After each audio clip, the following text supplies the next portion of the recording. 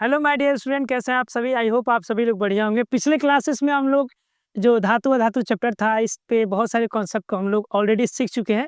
आगे के जो स्टेप्स हैं वो आइए यहाँ पर हम लोग समझते हैं। ठीक है, जो पीछे हम लोग पढ़े थे आपको ये याद होगा, केदारनाथ का माली आलू जरा फीका बनाता है, ये ट्रिक शेयर किए थे।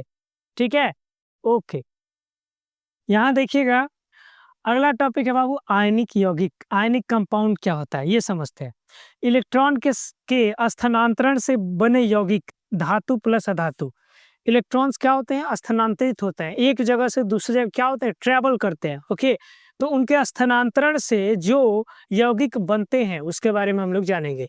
पहला है बाबू भौतिक प्रकृति, ठोस, कठोर और भंगुर। ठीक है जी, वो जो इलेक्ट्रॉन्स हैं उसके स्थानांतरण से ही जो प्रोडक्ट है उस पर इफेक्ट पड़ता है। ठीक है, समझ रहे हैं बात को। तो कोई भी चीज भौतिक प्रकृति क्या होती है, उसका नेचर कैसा होता है, फिजिकल स्टेट में वो कैसा होता है, या तो वो ठोस होगा या ठीक है वही कठोर होगा, नहीं तो भंगुर होगा। है ना जी, भंगुर वही जो कठोर तो दिखता है लेकिन एक प्रहार से चकनाचूर हो जाए। ठीक है जी, ओके। गलनांक अत्यधिक उच्च होता है, मतलब कि उनको अगर गलाना हो तो हमें बहुत हाई प्रेशर देना पड़ता है ना, टेम्परेचर इंक्रीज करना पड़ता है, तब जाकर के वो क्या होंगे, गलेंगे। विलेयता, जल में विलेय, पेट्रोल में नहीं। अच्छा, ये भी चीजें हैं कि जल में क्या हो जाते हैं, वो विलेय हो जाते हैं, पेट्रोल में विलेय नहीं होते हैं। चालकता क्या है बाबू, चालकता वही है, जलीय अवस्था में सुचालक होते हैं। जल में अगर उसको घोलिएगा सुचालक होगा, मतलब उसके अंदर से इलेक्ट्रिसिटी प्रोड्यूस कर जाएगी। ठीक है, ओके। धातुओं का निष्कर्षण, इसके बारे में जानते हैं बाबू। एक्सट्रैक्शन क्या होता है, भर्जन, रोस्टिंग। सल्फाइड अयस्क के लिए अधिक वायु में गर्म करना। अब यहाँ पे देखिएगा, भर्जन क्या, रोस्टिंग तरीका है जिससे हम क्या करते हैं, धातुओं को एक्सट्रैक्ट करते हैं, निकालते हैं।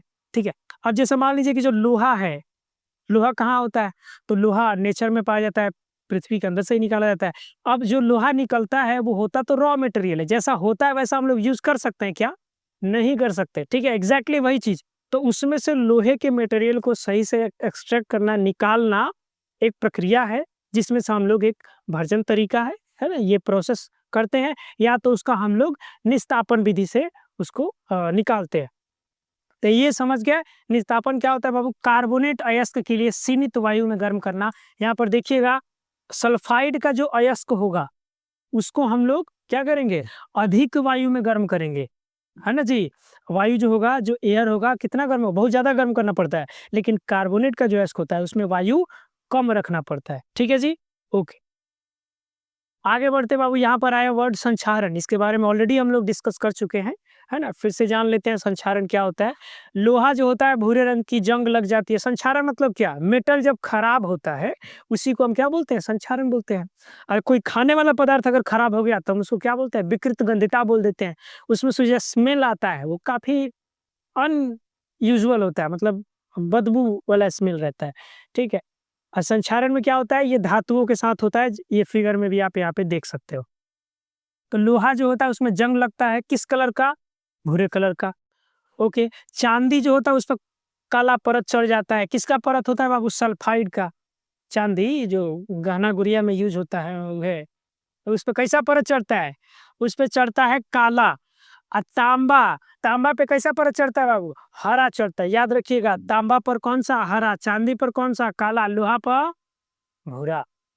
ठीक है जी, ओके। सुरक्षा क्या है, यसद लेपन, जिंक लेयर, पेंट, एनोडीकरण, कई सारी विधि। अगर हम उसको पेंट कर दें, एनोडीकरण कर दें तो क्या होगा, उससे हम उसको प्रोटेक्ट कर पाएंगे, बचा पाएंगे। ओके, ठीक। आगे बढ़ते बाबू, यहाँ पर टॉपिक है मिश्र धातु। क्या आया, मिश्र धातु। नाम से ही पता चल रहा है कि धातुओं को क्या किया गया होगा, मिश्र, मिलाया गया होगा, है ना, मिक्स किया गया होगा। तो मिश्र धातु में देखेंगे बाबू, यहाँ पर है पीतल, है ना।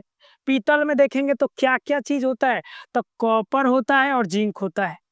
कॉपर जिंक मिलाइए क्या बन जाएगा, क्या बन जाएगा बाबू, पीतल बन जाएगा। ठीक है जी, याद करने का ट्रिक क्या है, पिताजी, बड़ा शॉर्ट है लेकिन पावरफुल है। पिताजी, थी प से क्या निकल गया, पी से पीतल, त से तांबा, ज से जस्ता। इंग्लिश में इसको बोल देते हैं कॉपर और जिंक। ठीक है जी।